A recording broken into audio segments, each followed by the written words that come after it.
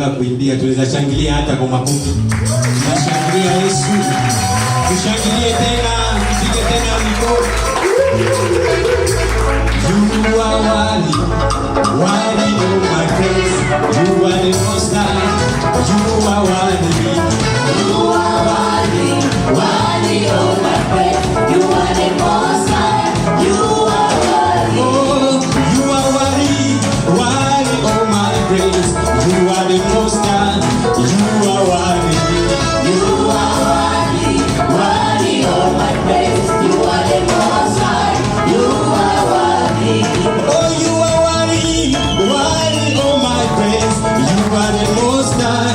You are worthy. You are worthy, worthy of my praise. You are the most high. You are worthy. Let go now.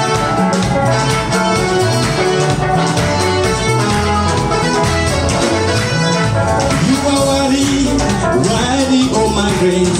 You are the most high. You are worthy. You are worthy, worthy of my praise. You are the most high. You are worthy. You are worthy, You are worthy, worthy of my praise. You are the most high.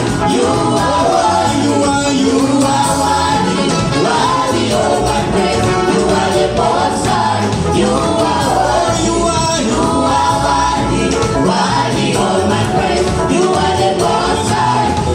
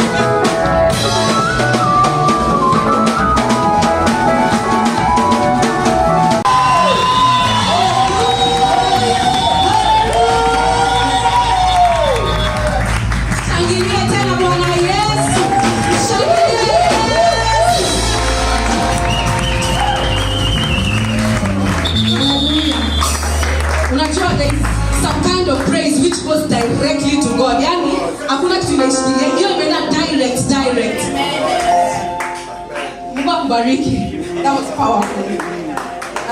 So this is another wonderful time. We are going to worship God. I just want to tell you that this is not a time to ask for anything from God. This is not a time to tell God how you've not paid your rent, how your children did not eat yesterday night. No. This is a time to pour out your heart to God. Like a husband pour out his heart to his wife. This is a time to tell God how great of a God He is. I want you to open your mouth and just begin to worship. Worship Him from deep down your heart. Worship Him in truth and in spirit. Don't look at your neighbor. Don't get distracted. God is here. The presence of God is here this morning. Just lift up your hands and begin to worship God. Worship God.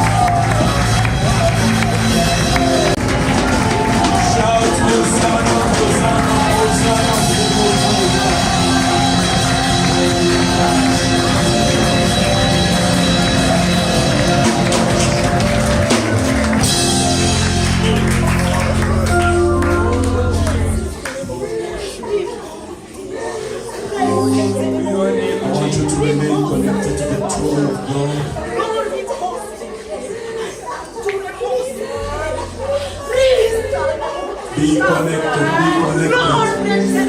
The Spirit of God is here. The Holy Spirit is moving in this place to touch your life, to visit your life, to heal you, to restore your destiny. The power of God is here for your divine visitation. Feel the presence of the Lord. He dwells in praise and worship of His people.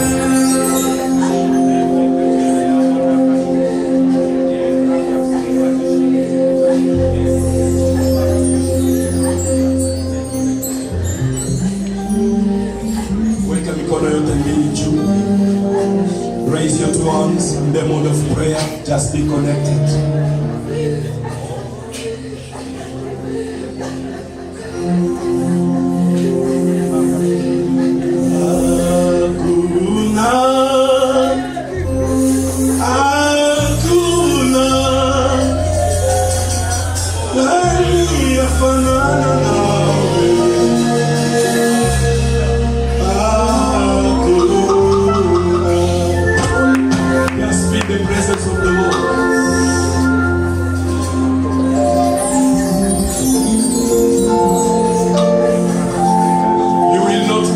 This place the same way you came in. Oh yeah.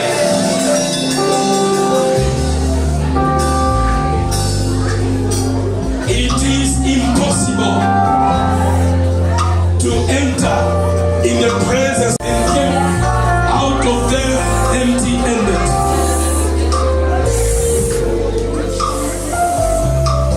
I'm not entering in the temple. I'm talking about entering in the presence of the Lord. Maybe you are here, but my desire.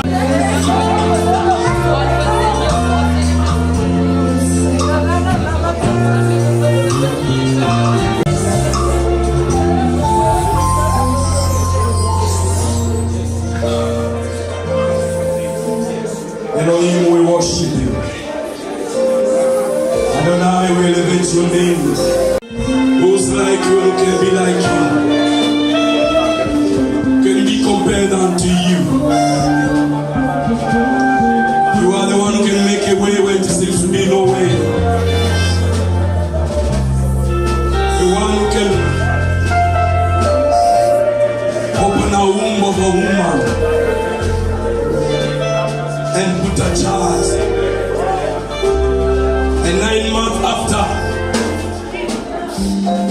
whatever was without form can be carved in our hands as a human being. Who's like you? Who can oppose you? Who can challenge you?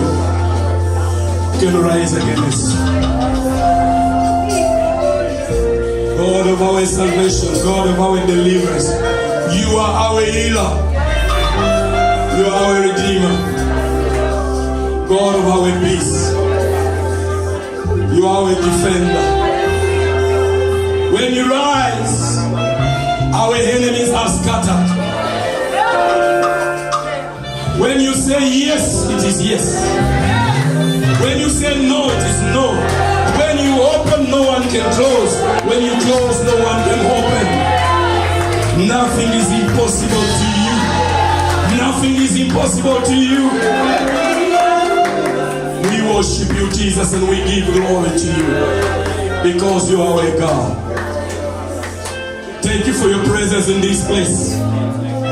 I believe through this service, even through the word of God, you are going to bless us. Receive glory and honor because you are our God. Together with the entire church, together with all the redeemed ones of the Lord, we celebrate you, Jesus. We give glory to you. We magnify you. Lift up your name high and high. You are wonderful. You are amazing.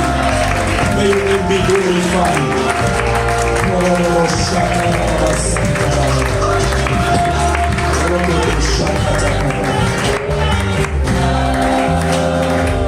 in Jesus' name we pray. All of us we say amen 3 times. Amen. Amen. Pia Bwana makofi mazuri.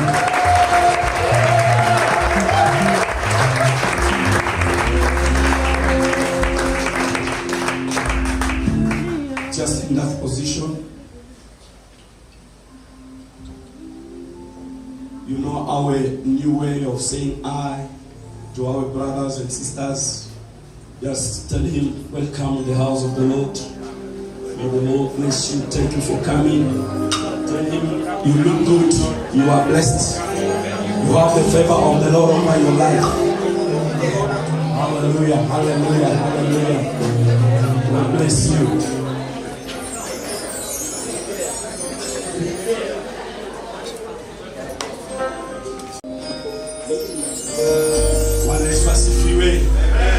Praise the Lord. Amen. Can I have your seat?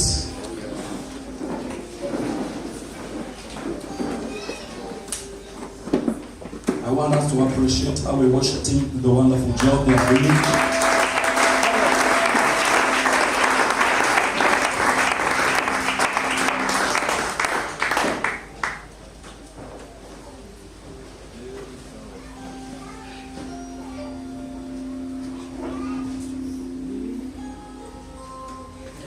Before I invite the preacher of the day, Dr. Lion, he has a word to say in 1 or 2 minutes. So let us receive him with joy when he's coming to the man.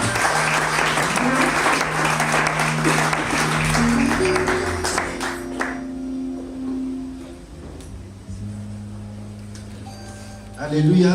Amen. Alléluia. Amen. Je voulais profiter de cette occasion I want to take this opportunity pour dire merci à toute l'Église. to say thanks to the entire church. J'avais perdu ma mère. I lost my mother. Je pense que tout le monde voulait être avec moi les jeudis passés. I think you needed to be with us last Thursday. Pour pleurer ensemble avec moi. To mourn together with me. J'ai reçu vos soutiens matériels, financiers et spirituels au travers de ceux qui étaient là. I've received your spiritual, material and financial support through those who came to represent the church. C'est pourquoi je vous dis merci et que mon Dieu vous bénisse. That's why I want to say thanks and may the Lord bless you. Amen.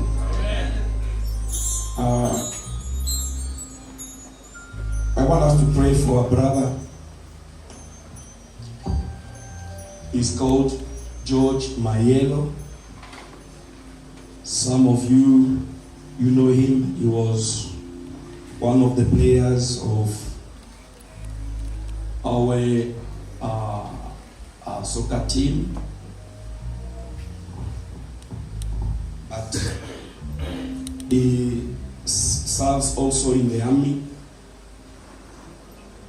You remember there was a time that the Lord spoke about him, that the Lord is going to promote him. The Lord will make him great in this nation. For now, he is in a position of inspector.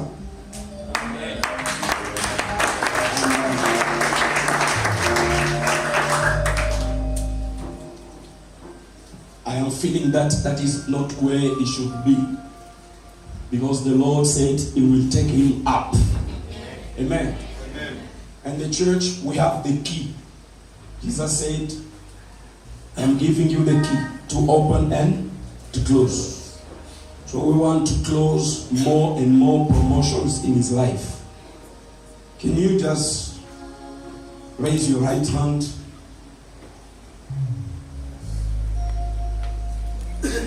We want to agree in this prayer and pray for him. Say, Heavenly Father, in the name of Jesus. The Bible says, if 2 or 3 will agree and pray in the name of Jesus, if they don't doubt, whatever they will ask to my Heavenly Father, it shall be given unto them. We pray, Lord, about what you said concerning our brother George, my yellow. You said you will put him on table with great people. Time has come. We want to experience your glory, your power, your faithfulness. Wherever he is right now, touch him, Lord. Visit him, Lord. Bless his job. Bless his career. Empower him. Equip him. Release your anointing over his life. And put him on table with great people. George, as your church, we bless you. Bless you. Bless your career. Receive your promotion. Receive your elevation. In the name of Jesus. In the name of Jesus. Whoever will rise against you will face God. In the name of Jesus. In Jesus' name we pray. Amen. Tupigie Bwana makofi mazuri.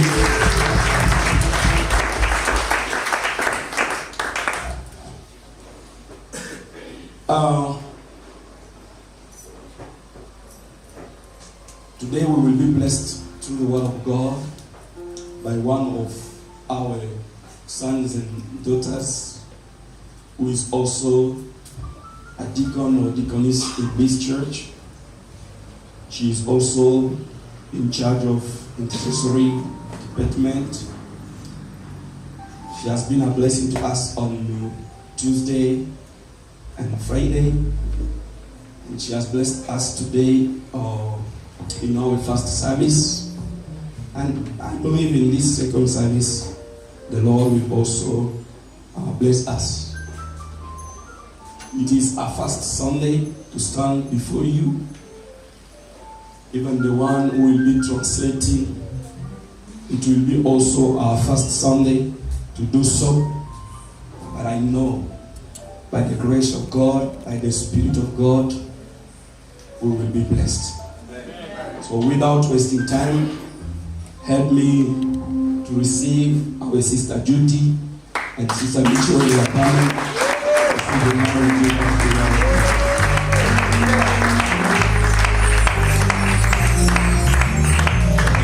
Ni siku njema tena Mungu ametupatia. C'est un nouveau jour que Dieu nous a donné. Tunafurahia ndani ya Yesu. Nous sommes dans la joie dans le Seigneur. Kama vile papa amesema ni siku yangu ya kwanza kusimama hapa kuhubiri. Comme papa vient de Dieu, c'est ma première fois de pouvoir me tenir devant vous. Lakini nashukuru Mungu kwa hiyo opportunity amenipatia. Je dis merci à Dieu pour cette opportunité qu'il m'a accordée. Kwa majina naitwa Sister Judith na wale walijui. Pour ceux qui ne me connaissent pas, je m'appelle Sœur Judith. Ninafanya kazi chini ya mafuta ya Pastor Frankie hapa ERC. Je fais ce travail grâce à l'onction d'huile de mon pasteur. Kwa hivyo nashukuru pia baba yangu Papa Frankie, mchungaji yangu. Je dis merci à mon père de la foi. Na opportunity nafasi amenipatia nisimame mbele yenu ndio tuweze kushare neno la Mungu. Pour l'opportunité qu'il m'a accordée de pouvoir me tenir devant vous. Bila kupoteza wakati, tutaenda kuingia kwa neno letu ya siku ya leo. Sans plus tarder le temps, nous allons entrer dans notre prédication d'aujourd'hui. Tuombe. Prions. Father Lord, in the mighty name of Jesus, I'm so grateful once again for receiving this grace behind this word that you have sent to your people. I want you to speak to your people, Father. I disappear, you may appear. Take control, Holy Spirit, and have your way in everything. In Jesus' name, amen. Amen. Tupige tena Bwana Yesu makofi. Acclamons le Seigneur. Tunajua sisi wote hii wakati yote tunaongea about the fruit of the Holy Spirit. Comme nous le savons, nous sommes en train de parler sur le fruit du Saint-Esprit. Na leo tunaenda kuongea about the fruit number 8, which is gentleness. Aujourd'hui, nous allons parler sur le 8e point du Saint-Esprit, du fruit du Saint-Esprit qui est la douceur. Kwa hiyo tutapeana definition ya gentleness kulingana na dictionary na kulingana na Bible. Nous allons définir le mot douceur selon le dictionnaire et la Bible. Kulingana na dictionary, selon le dictionnaire, gentleness is being soft. La douceur, c'est être doux. Delicate, être délicate. Weak, être faible. And moderate. Et être modéré. Reason why watu wengi leo hawataki kukuwa wapole. C'est la raison que beaucoup de gens n'aiment pas être doux. Kwa sababu wanasema nikikuwa mpole watu watanidharau, watu watanichekelea, watu watanitumia vile wanataka. Parce qu'ils pensent en étant être doux, c'est être, tu seras manipulé par les gens. Na wanachagua kuwa wangumu na wakali. Ils préfèrent être dur pour ne pas être manipulé. Kwa sababu hiyo ndio nature ya dunia. Parce que c'est la nature de ce monde. Lakini Biblia inatuambia nini? Mais la Bible nous dit, Biblia inatuambia ya kwamba gentleness, la Bible nous dit la douceur is the quality of being kind. C'est une qualité d'être gentil, careful, être doux, and tender. être tendre. It is a virtue that characterizes the nature of God. C'est une vertu qui caractérise la nature de Dieu. It is the strength in control. C'est une force qui est sous contrôle. Inamaanisha nini? Qu'est-ce que cela veut dire? Inamaanisha ya kwamba wakati wewe uko mpole, lorsque tu es doux, haijamaanisha wewe uko weak. Cela ne veut pas dire que tu es faible. Lakini uko na nguvu, but nguvu yako ni inside. Tu as la force de battre, mais ta force c'est une force intérieure pour défendre les autres. Ndio uweze kusimama na kusaidia wengine na kudefend wale wako weak. Ta force c'est pour défendre les faibles. Kwa hivyo tutaenda kusoma kwa vitabu zetu tuko nazo hapa. C'est pourquoi nous allons lire dans le tutasoma kwa vitabu ya Biblia. Nous allons lire dans quelques versets de la Bible. Tutasoma Exodus 32. Nous allons lire Exode chapitre 32. Verse 9 to 14. Verset 9 jusqu'au verset 14. Tutachukua tena Numbers. Nous allons lire encore dans le livre des Nombres. 14. Chapitre 14. 11 to 24. Verset 11 jusqu'au verset 24. And then tunamalizia na John 8. Nous allons lire aussi dans le livre des Jean 8. Verse 1 up to 11. Verset 1 jusqu'au verset 11. Tutaomba dada yetu Janet atatusomea Exodus 32 9 to 14. La sœur Jeanette va nous aider à lire dans le livre. Na sisi wote tutasoma pamoja na yeye. Nous allons lire ensemble.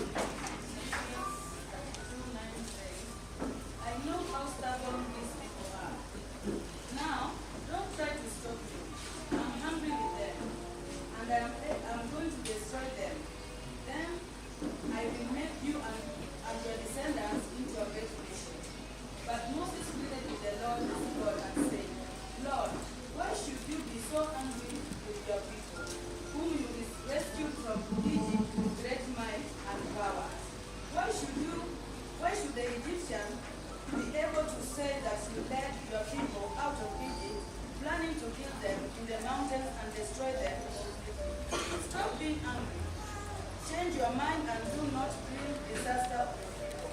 Remember your servant Abraham, Isaac, and Jacob.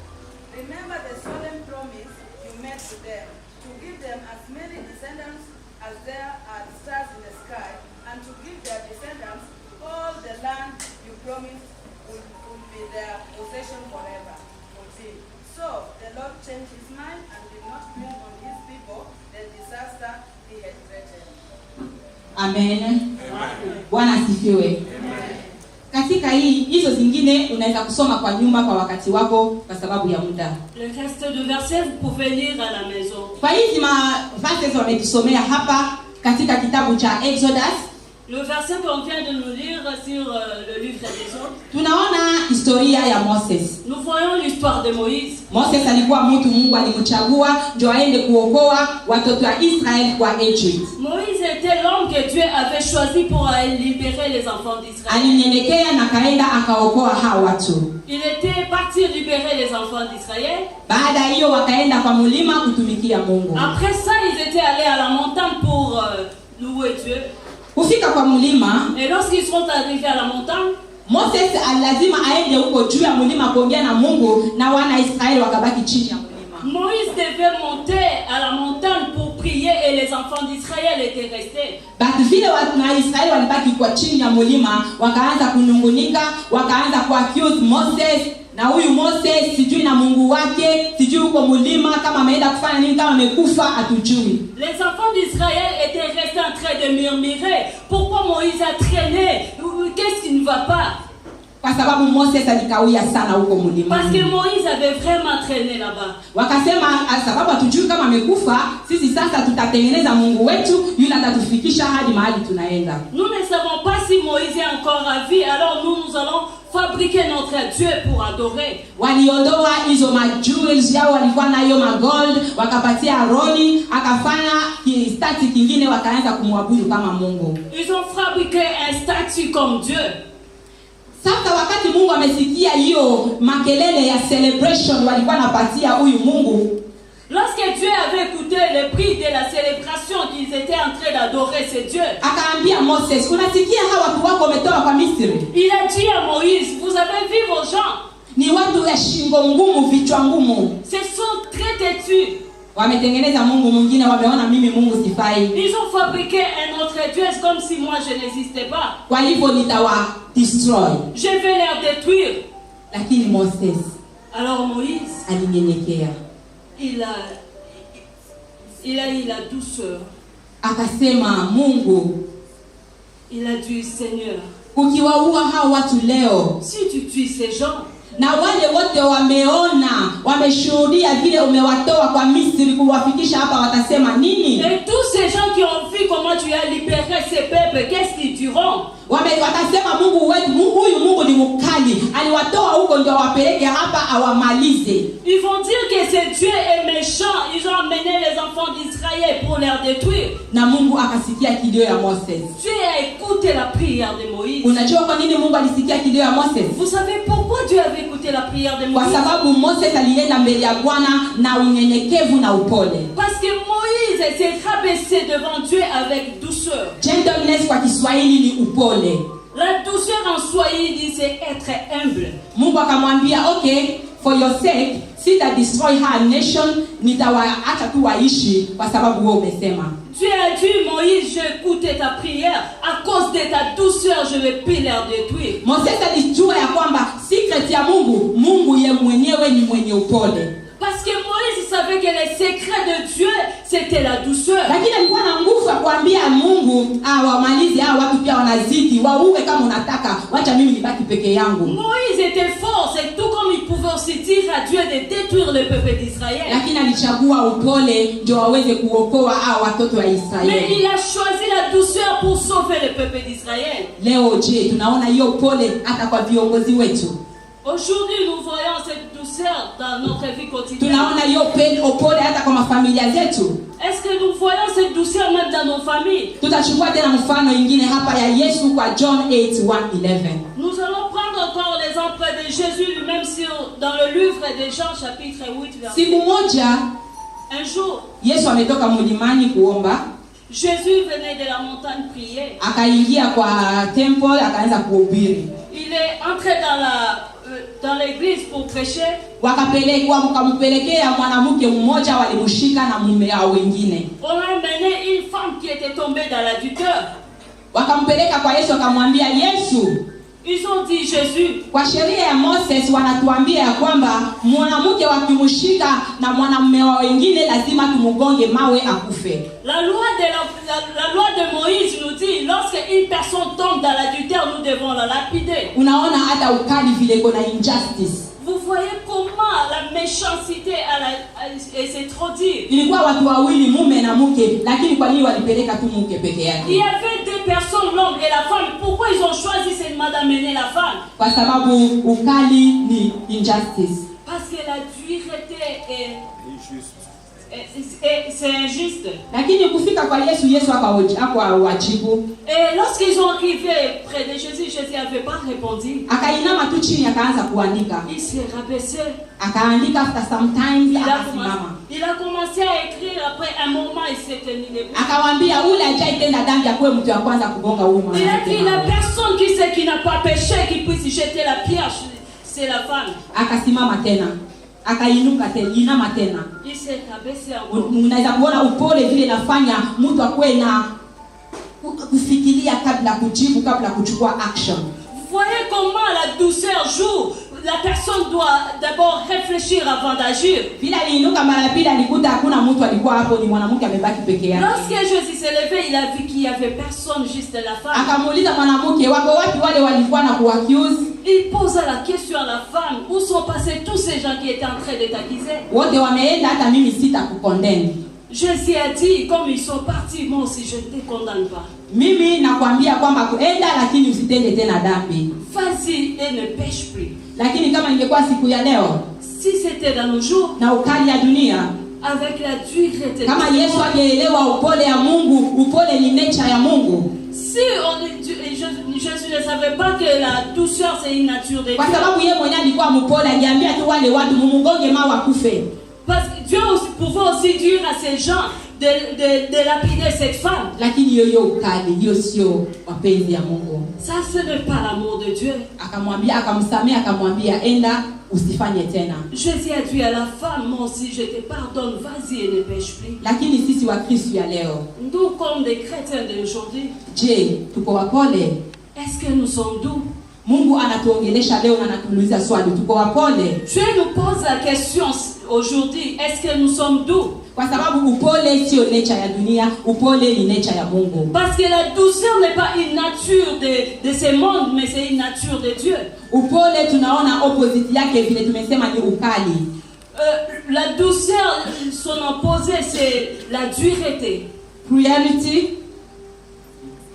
la cruauté, brutality, la brutalité, anger, la colère, revenge, la vengeance. Kwa hizo vitu zote vile tunaiona kwa dunia leo, kama watu hawajasikizana, lazima wagombane, na wanagombana lazima watumie mapanga, vitu minduki ndio wauane. Tunaona vita inaingia, tunaona division, tunaona divorce inaingia kwa mafamilia. Tous ces opposés de la douceur, c'est ce qui amène, ou ce qui conduit des guerres, des divisions et des divorces. Tunaona hiyo ukali hata kwa mafamilia wakati baba anakufa na acha watoto. Nous voyons cette méchanceté même lorsque un papa est décédé, il a laissé ses enfants. Kwa sababu huyu baba alikuwa na mali na alikuwa na ndugu zake na dada zake. Ce papa n'avait pas seulement des enfants, mais il avait aussi de frères et de sœurs. Ama ma-uncle na ma-auntie wako na nguvu, wanaweza sema okay,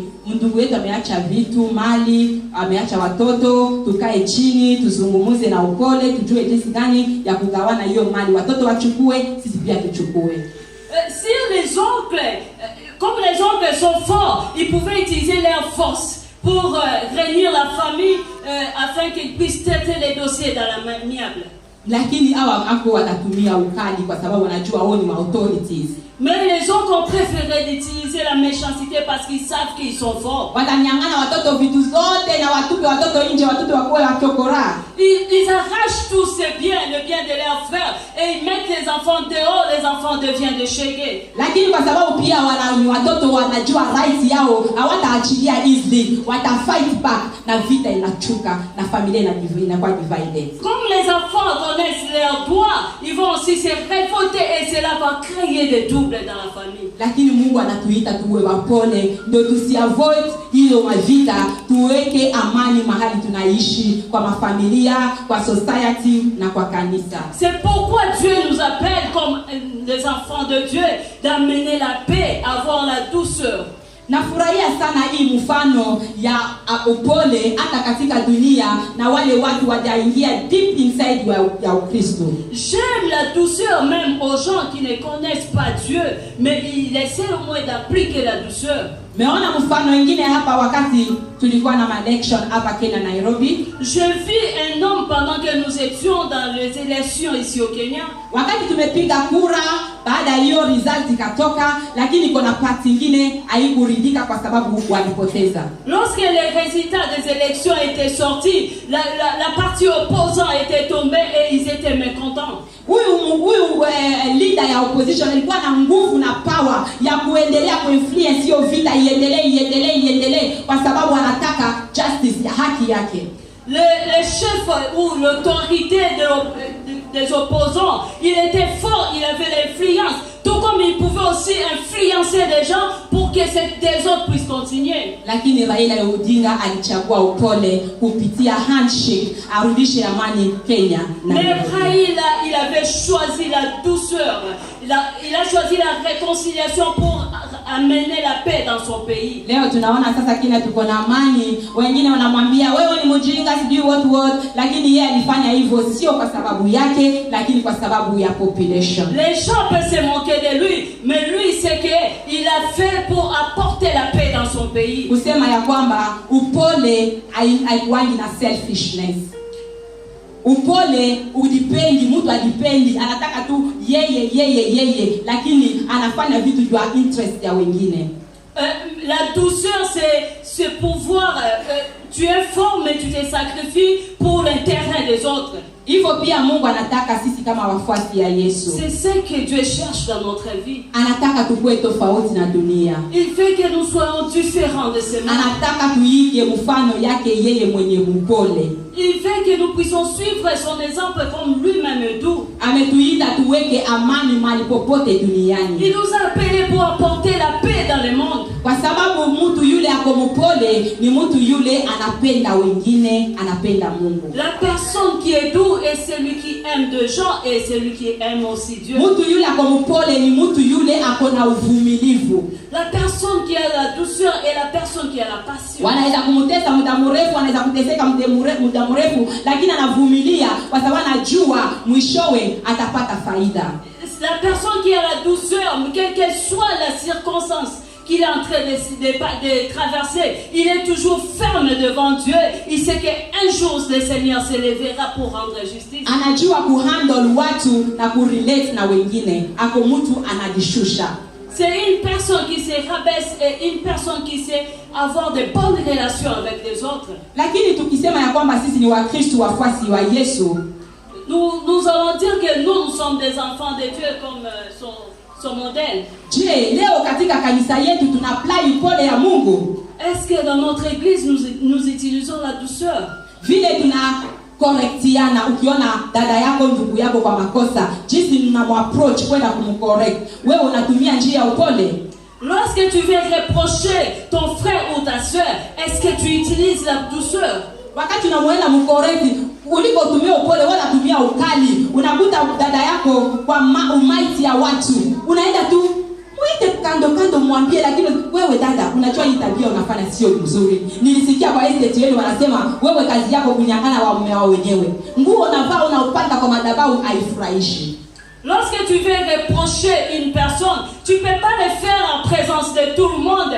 Tu veux seulement humilier cette personne, que toi tu t'habilles très mal. Toi tu es vraiment une sœur insupportable devant les gens. Ce n'est pas bien. Hivyo kwa sababu huyu pia dada hatataka kushusha umkanyage na muaibishe. Lorsque tu veux humilier une personne devant les gens, lui aussi va répliquer. Ata fight back na vita inatoka kanisani. Il va mal te répondre s'effondre et il y aura maintenant des conflits. Ndio maana unaona leo makanisa inakuwa divided. C'est la raison que nous voyons du problème dans les Juu ya églises. vitu kidogo tu tunafaa kusolve na upole ya Mungu. Pour des petites choses que nous pouvons traiter avec la douceur de Dieu. Biblia inatuambia Mungu ako mpole na anatuita tuwe wapole. La Bible nous dit notre Dieu est doux et il nous appelle d'être doux. Mungu pole inamaliza conflict. Parce que la douceur arrête de conflit. Mahali kuna vita, wakati mtu mpole atasimama na maelewa maana ya upole, ataingiza amani. Là où il y a des conflits, la personne qui a la douceur va amener la paix.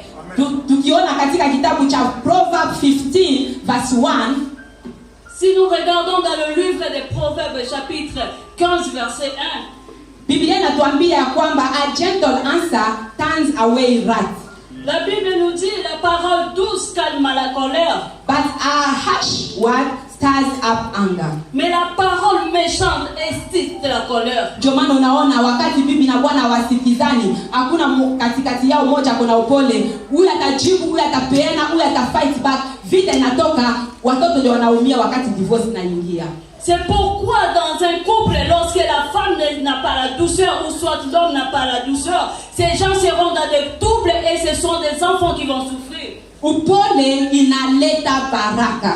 La douceur apporte la bénédiction. Wakati wewe uko mpole, uta attract watu kukutrust na kukurespect. Lorsque tu as la douceur, tu vas attirer l'attention des gens, de te faire confiance et de te respecter. Kama wewe ni leader ya department fulani, unataka wafuasi wako wakurespect, kuwa mpole. Lorsque tu es un leader dans un département et que tu veux que les gens que tu diriges puissent te respecter, tu dois utiliser la douceur. Hata sisi pia wafuasi ya huyu leader, kama tunataka ku-earn trust ya huyu leader, lazima tukue wapole. Même nous aussi qu'on dirige, si on veut être bien, nous devons avoir la douceur devant notre leader. Unaona leo ndio kanisa isimame itwe kanisa.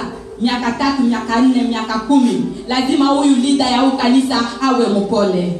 Si tu veux que même une église puisse se tenir 10 ans, 15 ans, il faut que le leader de cette église soit doux. Lakini ijamalisha wewe sababu wewe ni pole, wewe ni weak, wewe hauna maana. Cela ne veut pas dire parce que tu es doux, tu es faible.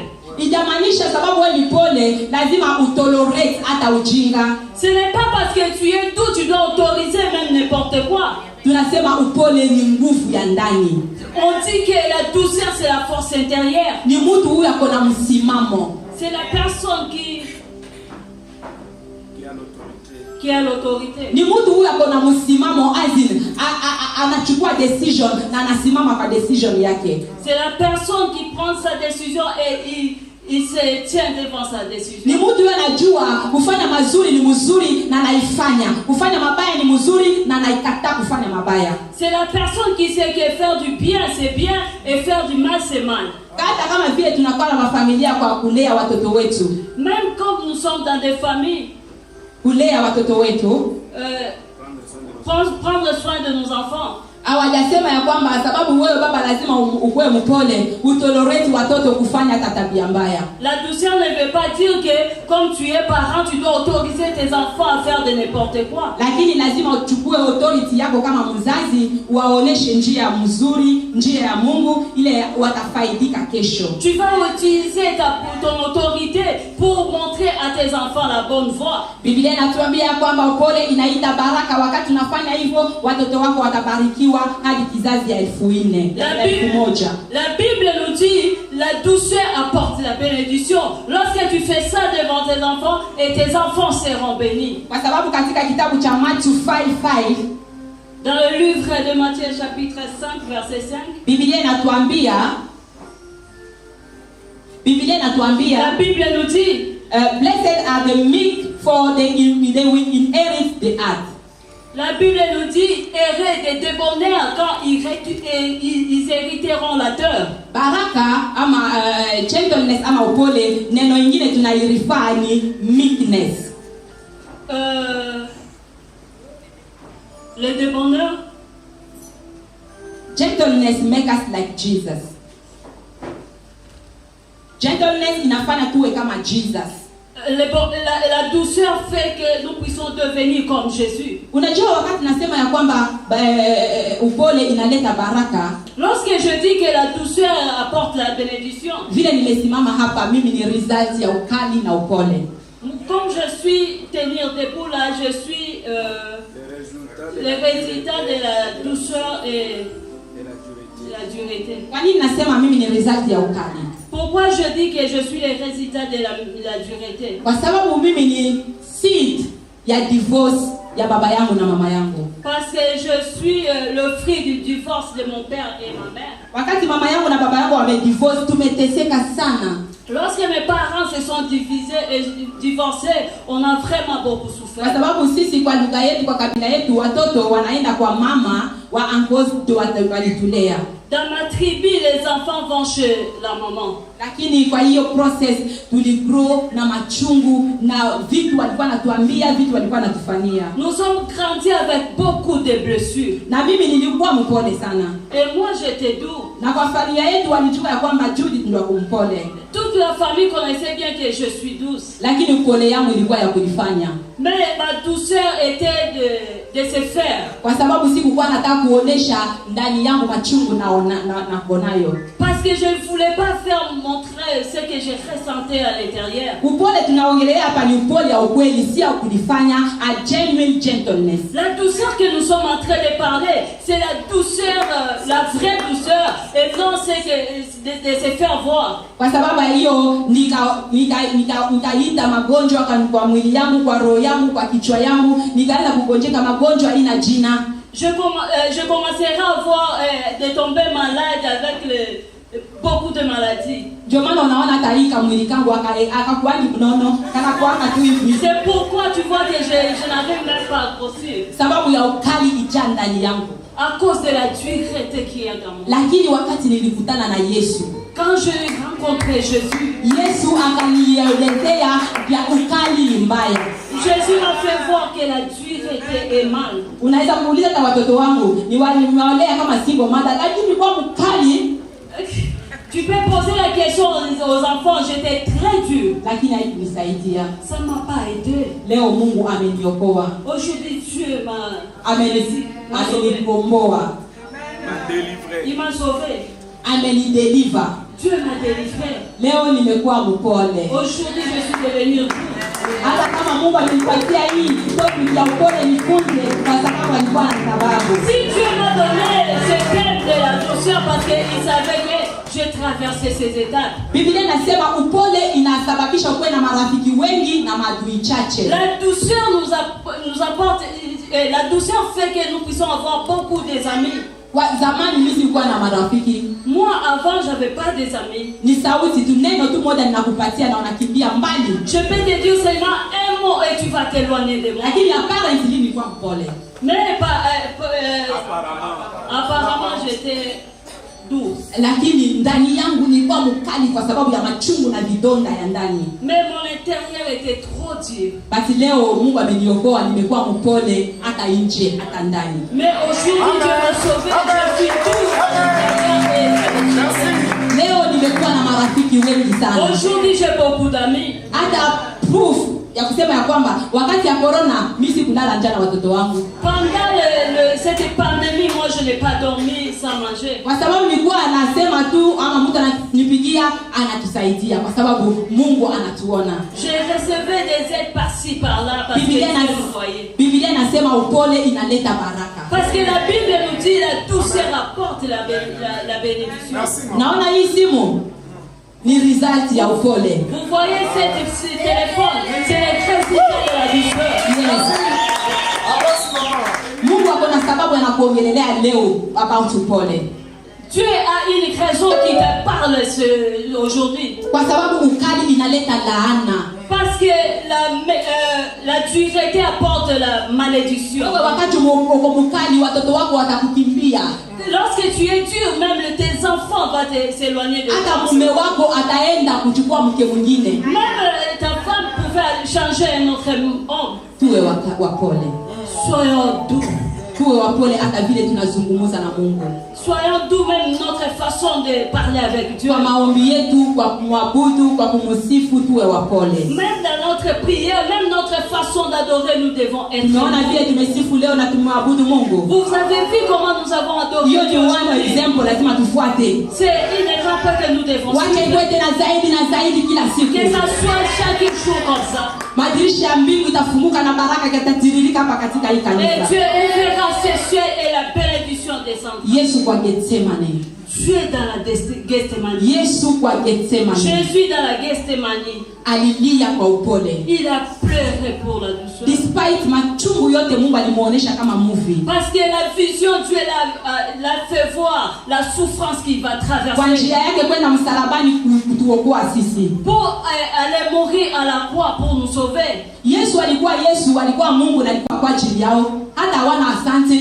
Mimi sitaki, chukua kapu yako. Jésus, après avoir vu cette film, tout comme il pouvait aussi dire, Seigneur, moi je ne pourrais pas mourir pour ces gens qui sont têtus et irreconnaissables. Lakini Yesu alijua ya kwamba Yesu ni Mungu, ni mwenye upole, yule anasema anachukia wenye kiburi na anafanya neema na wenye wapole.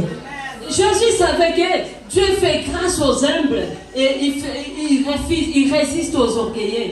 Alikuwa alimwabudu Bwana, akamwambia Baba, mapenzi yako estimike. Jésus avait dit, Seigneur, que ta volonté soit faite. Hata kama machungu, ali keep on trusting in God. Même si cette prière avait,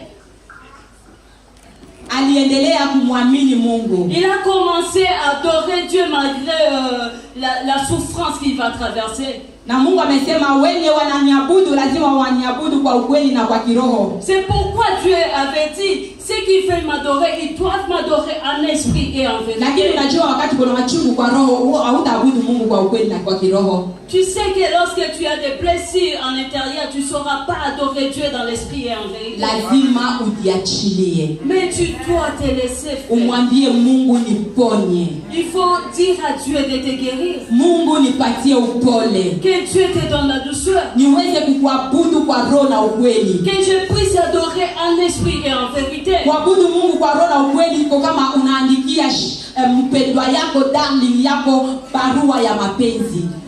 C'est comme tu adorerais Jésus en esprit, Dieu en esprit et en vérité. C'est comme tu es en train d'écrire une lettre d'amour. Wakati anaisoma, hata kama alikuwa amekisirika, amepanda hadi hapo, atashuka atasema, my darling, I forgive you. Même s'il était en colère, lorsqu'il lit ta lettre, ça va apaiser sa colère. Ndio maana sisi kama Wakristo tuchague upole. C'est pourquoi nous, en tant que chrétiens, nous devons choisir la douceur. Kwa kumaliza, Pour chuter, nitaenda kusema hivi. j'aimerais dire ceci. It is not human nature to be gentle. Ce n'est pas la nature humaine d'être doux. It is beyond instinct. C'est au-delà des instincts. Ni beyond akili na kufikiria ya mwanadamu.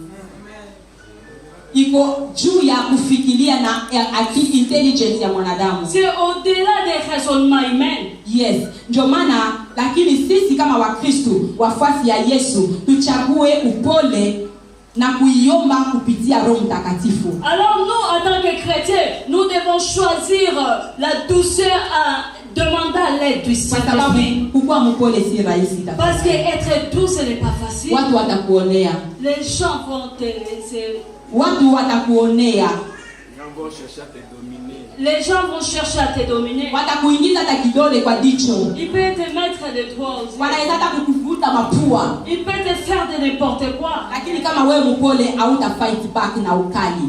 Mais lorsque tu as la douceur, tu ne vas pas répliquer avec Kwa hivyo méchanceté. utafungua baraka ya Mungu ikufuate hadi C'est milele. ainsi que tu vas ouvrir la bénédiction de Dieu de te suivre. Matthew 5:5 itatendeka, itatimika ndani ya maisha yetu. Matthieu 5:5 va s'accomplir dans ta vie. Pengine wewe ulikuwa mpole siku moja. Essaye d'être doux. Pengine ulikuwa mpole Peut-être tu siku moja. étais doux. Lakini mambo umepitia imekufanya ukuwe mkali sana. Des situations que tu as traversées a fait que tu deviens dur. Hii tunda ya Roho Mtakatifu ni dawa ile inaponya vidonda ya ndani. L'aide du Saint-Esprit, c'est un médicament qui traite l'intérieur. Wakati umekutana na mpole anakupatia mawaida, utashuka hata kama ulipanda hadi huko. Même si tu croises wakati umepatana na mtu anakupatia advices, anakuongelesha na upole, utasikia na utashuka. Lorsque tu vas écouter la personne qui est douce, tu vas te rabaisser et tu vas écouter. Hata vile tunarudisha wapendwa wetu wamepotea, walikuwa kanisani lakini amepotea, ameingia kwa dhambi, tuwarudishe na upole vile huyu baba ya mtoto mpotevu alifanya. C'est comme nos frères ou sœurs qui sont sortis de l'église. Nous devons leur parler avec douceur pour les ramener encore à la présence de Dieu. Nous devons suivre l'exemple de ces papas qui avaient reçu son fils malgré ses erreurs. Aujourd'hui, tu es rempli dans la colère. Unajifungia baraka. Tu bloques ta bénédiction. Kwa sababu wakati kumkali watu rafiki watakusongea. Lorsque tu es dur, les gens auront peur de t'approcher. Pengine ni njia ya dada yangu fulani ndio itapata kazi ama nitapata ndoa. Peut-être c'est par la voix de cette personne que tu devais avoir cette bénédiction. Ama brother fulani ndio ataniunganishia ndio nipate visa kwenda ngambo. Peut-être c'est ce frère qui va t'aider d'avoir un visa pour voyager. Lakini wewe wakati uko mpole watakusongea je? Mais si tu n'es pas doux, comment ils vont t'approcher? Wakati uko mkali watakukaribia je? Watakusaidia je? Lorsque tu es dur, comment tu veux qu'on puisse t'aider? Pengine wewe upole yako ukali yako leo kwa sababu ya vitu mingi umepitia kwa maisha ikakufanya ukue mchungu na mungumu. Aujourd'hui, tu as dû regretter suite aux circonstances que tu as traversées. Pengine mtu alikupromise ndoa mkachumbiana kwa hiyo estate ya kifiancai, lakini mkafika mahali huyu fiancé yako akakudisappoint, akaoa rafiki yako na wewe ikakusababisha kuwe na machungu. Peut-être tu es devenu dur parce que tu avais un fiancé qui t'a promis le mariage. À la veille de votre mariage, il a préféré de prendre ta copine. Et c'est tante qui t'a poussé à révolter, à devenir dur. Kwa hivyo kasema mimi sitaoleka tena. Mimi nioleke. Tutaanza tu kuchezea wanaume wengine. Tu t'es dit moi je vais plus me marier mais je commencerai maintenant à jouer avec des hommes. Hiyo sio pole. Ça ce n'est pas la douceur. Umesaidia watu wengi sana kwa pesa, wafungua hata biashara, walisema watakurudishia lakini wakapotea. T'as aidé les gens avec ton argent mais ces gens sont disparus. Hiyo machungu utafanya useme ya kwamba sitasaidia tena mtu kwa maisha yangu. Cette blessure t'a poussé à dire que tu vas plus aider des gens dans ta vie. Lakini sio hiyo mapenzi ya Mungu. Ce n'est pas l'amour de Dieu. Mapenzi ya Mungu ni hata wakati watu wanakuchekelea wewe una keep position yako.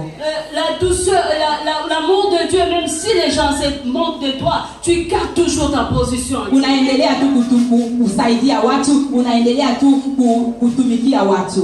Tu continues toujours à aider. Lakini sio rahisi vile tumesema. Je sais que ce n'est pas facile comme nous venons de le dire. Lazima tuipokee kupitia Roho Mtakatifu. Et tu peux le faire par l'aide du Saint-Esprit. Bila Roho Mtakatifu hatutakuwa wapole. Sans l'aide du Saint-Esprit, nous ne pouvons pas être doux. Kwa sababu nature ni ukali. Parce que la nature est dure.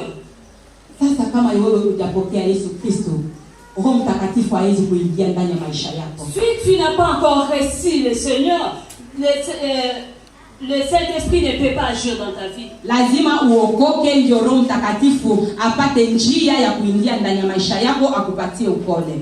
C'est important pour toi d'être d'abord né de nouveau. C'est ainsi que le Saint-Esprit va entrer dans ta vie et te donner le fruit de la douceur. Nitaomba sisi wote kwa unyenyekevu na upole tusimame. Je vous demande avec douceur que nous puissions se tenir. Tutaenda kuomba kwa Mungu na kwa Roho Mtakatifu. Nous allons demander du Saint-Esprit. Unaenda funga macho mahali huko. Ferme tes yeux là où tu es. Usiangalie kando kando. Ne regarde